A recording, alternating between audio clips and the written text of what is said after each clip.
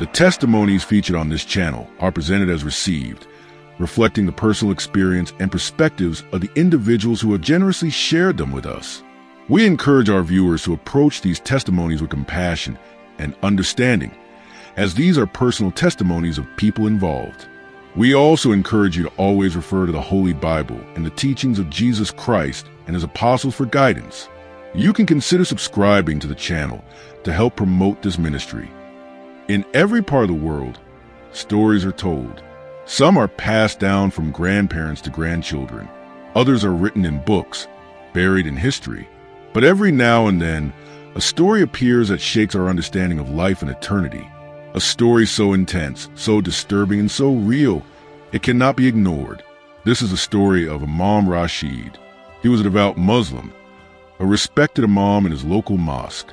Born in the Middle East, raised in the teachings of Islam, and later moved to Europe, Imam Rashid was seen as a pillar of wisdom in his Muslim community. He preached 5 times a day, taught children how to recite the Quran, and spent his evenings answering questions from the faithful. But one day, something happened, something so terrifying and strange. It changed his life forever. Imam Rashid died. His body stopped. His heart failed. He was gone, but he came back. And when he returned, he was no longer the same man. He had seen something on the other side, something that shattered his beliefs, something that shook him to the core. He saw a place so dark, so painful, so hopeless, it can only be described as hell. And there, he met someone he never expected, Jesus Christ. What happened next is not just a story, it's a warning. Let's hear from Imam Rashid.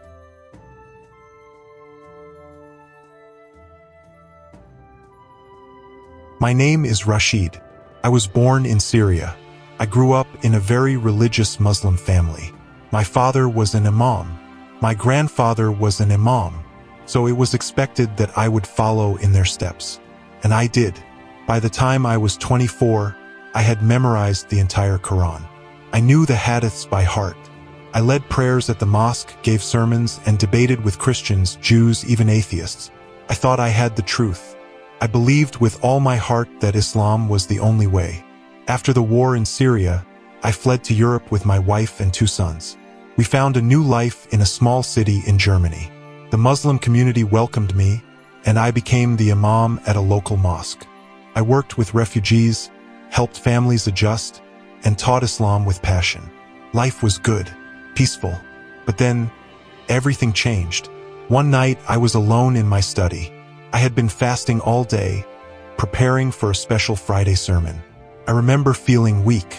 My chest started to hurt. I thought it was just from fasting, but then the pain grew sharp. I fell to the ground, couldn't breathe. My vision turned black. I died. I know many won't believe this. I wouldn't have believed it myself. But what happened next, I can never forget. I was standing in darkness, a darkness deeper than anything I had ever known. I couldn't see the ground. I couldn't see the sky. It was just emptiness. Then I heard voices, screaming, crying, begging. It was horrifying. I turned around and I saw a pit, a massive pit of fire. People were falling into it, men, women, old people, young people. Their skin was burning, but they didn't die. They just kept screaming. I saw men in long white robes. I recognized some of them. They were scholars, religious leaders, people I admired.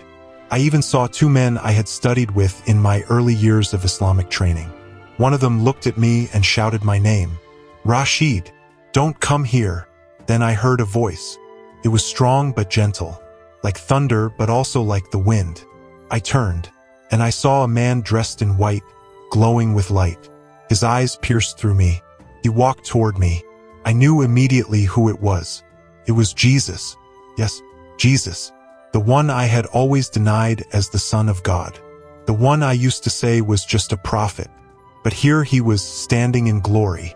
I fell to the ground. I couldn't stand in front of him. My whole life flashed before me. All my prayers, all my arguments, all my anger toward Christians. All of it meant nothing. Jesus looked at me and said, Rashid, why have you rejected me all your life?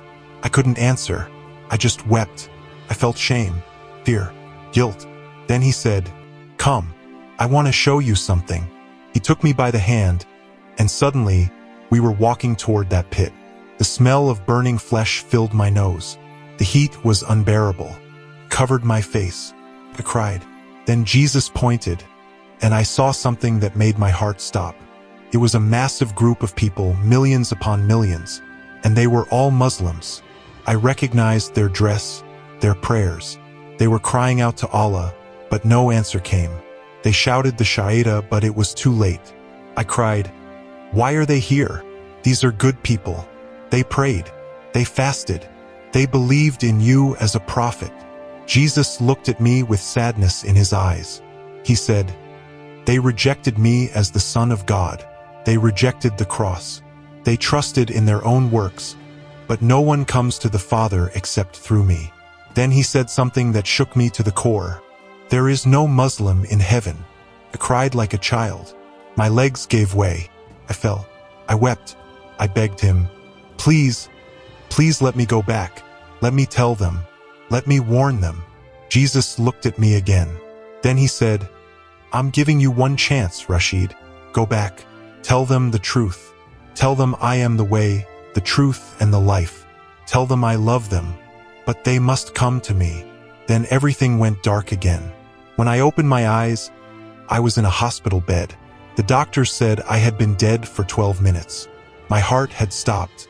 They were about to declare me gone when suddenly, it started again. My wife was beside me. She cried and hugged me, but I was still crying. Not from pain, but from what I had seen. The next day, I went back to the mosque. I stood before the people. I told them what I had seen. I told them that Jesus is the only way, that there is no Muslim in heaven. At first, they thought I was joking, but when they saw I was serious, everything changed. They shouted at me, called me a traitor, an infidel, a liar. The mosque committee removed me. My closest friends turned their backs on me. Even some of my relatives in Syria disowned me. Then came the threats. Men I had prayed with now wanted to kill me. I received letters, messages, warnings. "If you speak again, we will finish you." My wife was terrified. My sons were confused. We had to leave our home. We went into hiding, but I couldn't stay silent. How could I? I had seen the truth. I had seen hell. I had seen Jesus, and I had to speak. When I lost everything, I thought that was the end. My community hated me. My reputation was destroyed. My family was in danger. But something had changed inside me, and it could not be reversed. I had met Jesus, and once you meet him, not in a book, not in a debate, not as an idea, but as a real person full of power and love, you are never the same again. After we left our home, we stayed in a small shelter for refugees on the edge of town. It was cold. My sons cried at night. My wife looked at me with pain in her eyes, not because she didn't believe me, but because she didn't know what would happen next. For the first few weeks, I was silent. I didn't eat much. I prayed to Jesus, but I didn't even know how to pray. I had spent my whole life facing Mecca, reciting Arabic, doing rituals. But now, I had no script, no pattern. All I had was tears. I remember one night, I sat alone in the bathroom, the only place where I could be completely alone. I looked at myself in the mirror and said, "What have you done? Have you lost your mind? Or have you found the truth?" Suddenly, I felt a presence in the room, gentle, peaceful, warm. I heard a whisper in my spirit, not a loud voice, not anything from outside, but deep inside, "I am with you. Do not be afraid." I wept like a child again. In that tiny bathroom, I gave Jesus my whole heart. I said, "I believe in you. I don't know what to do next. I don't know how to live, but I know you are real. I trust you." And that night, something new was born in me. The next morning, I woke up with a strange peace. The fear was still there. The persecution was still real.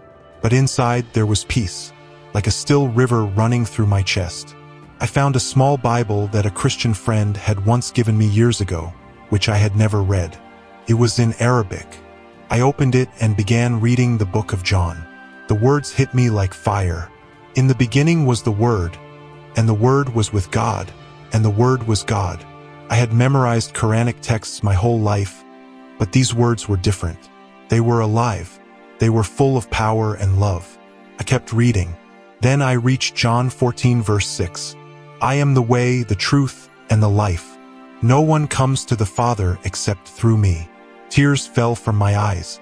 That was exactly what Jesus told me when I was dead. It wasn't a dream.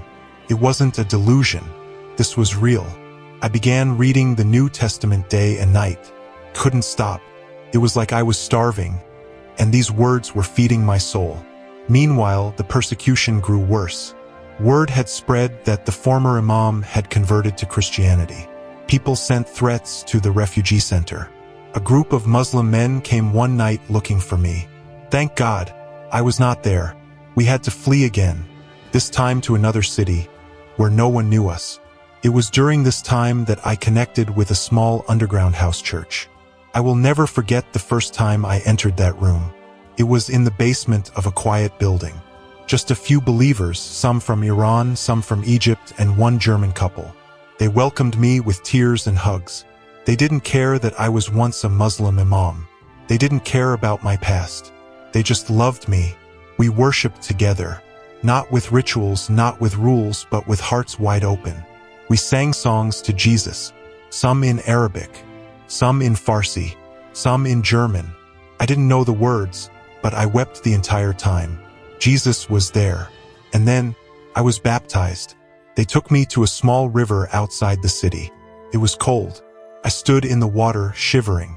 The man who baptized me held my hand and asked, "Do you believe that Jesus is the Son of God, and that he died and rose again for you?" I said, "Yes, with all my heart." He dipped me into the water and pulled me out. I felt like I had been born again, truly, fully. From that day, I became a new man. Not perfect, but new. The old Rashid died. The new one came to life. But the challenges didn't stop. Soon, Muslim leaders in the region heard I was still preaching, this time not Islam but Jesus. They sent spies. They threatened the church. One night, someone slashed the tires of the pastor's car. A note was left on the windshield, "Stop or die." They told me to leave the church, to disappear. But how could I? How could I keep silent after what I had seen? I had seen hell. I had seen the fire. I had seen millions of Muslims screaming for help, but no one came. I had seen my own father, yes, my father, standing in that fire, crying, "Rashid, why didn't you tell me the truth?" That vision haunted me every night. I could not stay silent. So I began recording videos, just short messages in Arabic. I didn't show my face, just my voice. I shared the truth about what I had seen, about how I met Jesus, about how I was shown that no Muslim would enter heaven apart from him. First, no one noticed, but then one video went viral. It spread like wildfire through Arabic-speaking communities. Millions of views, thousands of comments. Some people called me mad. Some begged for more. Some threatened to hunt me down and kill me. Then one night, a message came that shook me. It was from a young man in Egypt.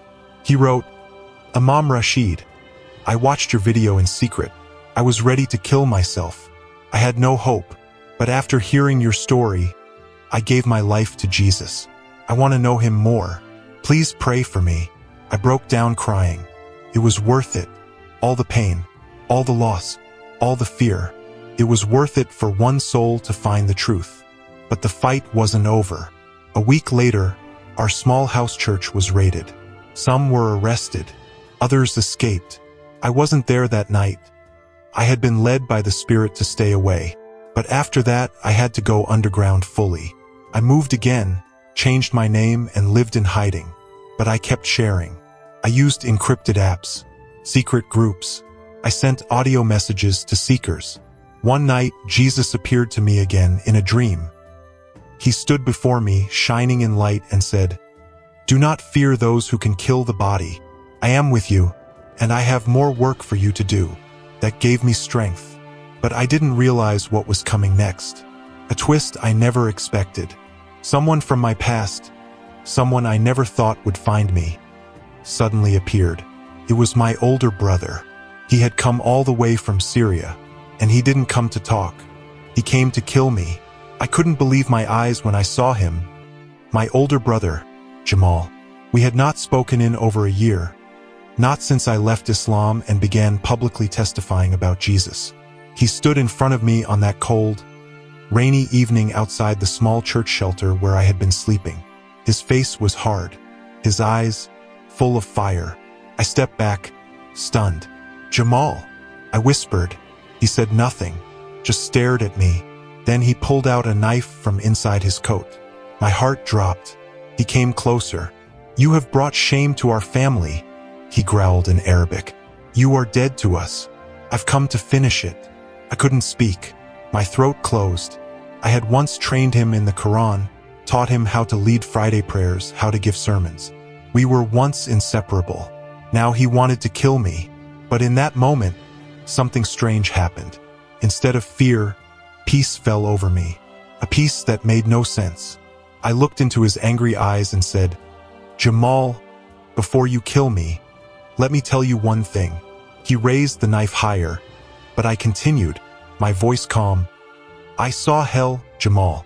I saw what awaits those who reject the Son of God. I saw Baba there. I heard his voice. He screamed our names. He begged for someone to tell the truth." Jamal froze. His hand trembled slightly. "I saw millions of Muslims in fire, burning, weeping, tormented. And Jesus, he wept too. He wept because he died for them, but they rejected him. Jamal, please listen to me. Jesus is not just a prophet. He is the way out." He didn't speak. He just stared at me. The rain poured down heavier. "You want to kill me, I understand. But after you do, my blood will cry out to God that I told you the truth. And Jesus will still love you." He began to cry. His lips shook. The knife dropped from his hand. He fell to his knees. "What did you see in hell?" he whispered. Tell me everything." So I sat beside him under that storm, right on the wet pavement, and told him everything. The moment Jesus took my hand and led me into the depths of eternal torment. The moment I saw the flames leap like living creatures, screaming with the voices of the damned. The air was full of agony. Demons tore at souls like hungry dogs. Darkness was alive, pressing on every side. The smell was worse than anything I can explain. Burnt flesh, sulfur, hopelessness. You can smell hopelessness there. It stinks like blood mixed with regret. And in the center of the fire were Muslims, imams, Quran memorizers, faithful Hajj-goers, women in black hijabs, men with long beards, and I heard their screams. Why didn't anyone tell us? We prayed 5 times a day. We fasted. We gave zakat. We went to Hajj. We thought we were right. Where is Muhammad? Where is our intercessor? I saw fire consuming their bodies, but they never died. I saw snakes crawl into their mouths. Worms came out of their eyes. Some were chained to burning stones.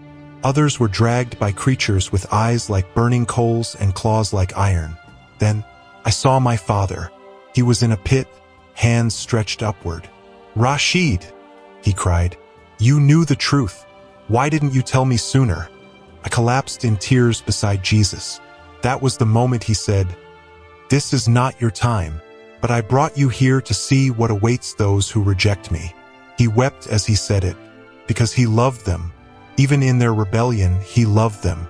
Then he pointed away from the fire and said, "Now go back.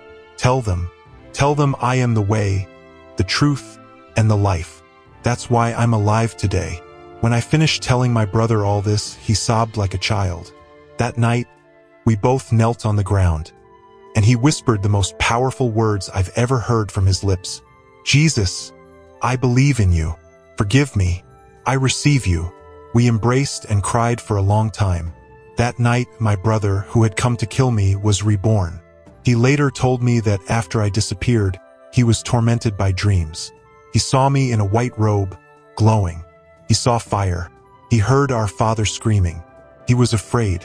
When he learned I was alive and preaching Jesus, he felt he had to silence me. But now he knew the truth.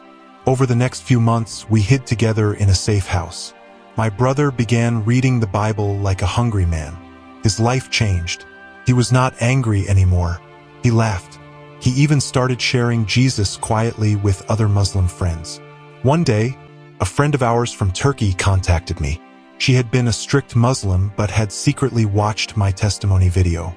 She said, "I don't know who you are, but I saw Jesus in my dream after watching your story." She too became a believer. More people came. A former Algerian imam, a Moroccan woman, a Lebanese sheikh. One by one, Jesus was revealing himself to Muslims across Europe and the Middle East. Persecution continued. One friend was arrested, another beaten. I myself was ambushed one day outside a grocery store. I was stabbed in the side. I bled badly. As I lay on the hospital bed, I thought, "This is it. I'm going home." But I didn't die. I lived, and I knew why. Jesus still wanted me to speak. So today I speak, not as a preacher, not as a perfect man, but as a witness. I was a Muslim imam. I was faithful to Islam. I loved the Quran. I honored Muhammad, but I died, and in death I saw the truth. There is no salvation outside Jesus. He is not one of the ways. He is the only way. I beg you, my Muslim brothers and sisters, please listen. It's not about religion. It's not about pride. It's not about culture or shame. It's about eternity. You can fast. You can pray. You can give zakat. You can even die a martyr. But if you reject Jesus as Lord and Savior, you will not escape the fire. I saw it. I walked in it. And I would give my life again and again for just one soul to be saved. Jesus is calling you, not to punish you, but to save you. Even now, he knocks at the door of your heart. Please, don't wait until it's too late.